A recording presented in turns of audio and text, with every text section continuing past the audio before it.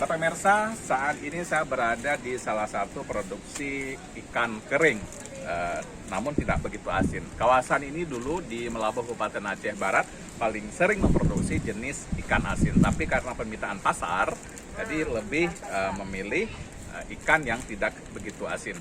Nah, di sini kawasan Ujung Karang ini sangat banyak sekali UMKM atau masyarakat yang begitu kreatif ya, dalam mengemas sebuah oleh-oleh dari Melabuh, Kabupaten Aceh Barat.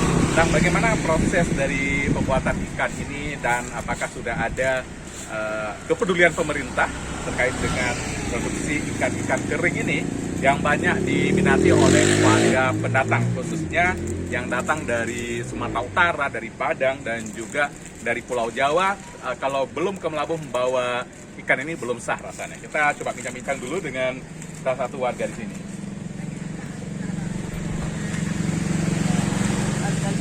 Ya, selamat sore kakak. Selamat sore. Iya, ini kabarnya dulu di Melabuh ini ikannya asin-asin nih, udah nggak Iya. asin lagi. Kenapa nih kak? Iya. Karena banyak permintaan ke pasar yang minta kurang asin.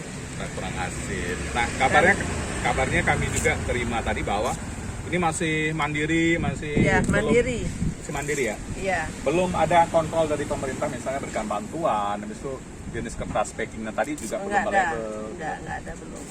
Kenapa kak nggak ditempelkan label misalnya Mekar Sejati, Murafuri, Melabuh oleh-oleh gitu?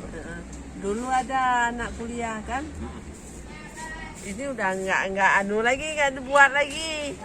Gitu kak. Apa nih harapan kakak nih kepada pemerintah yang terkait dengan produksi ikan yang begitu kreatif sekali, tapi belum ada kepedulian dari pemerintah? Itulah harus ada kepedulian pemerintah juga kan. Jenis apa yang ingin kakak mintakan nih? Supaya ekonomi masyarakat, khususnya pesisir laut ini bisa hidup. Apa tuh? Kalau bisa itu dek pengering, tapi jangan yang punya produksi itu, yang punya rumah tangga. Kok waktu hujan tuh kan nggak bisa nih.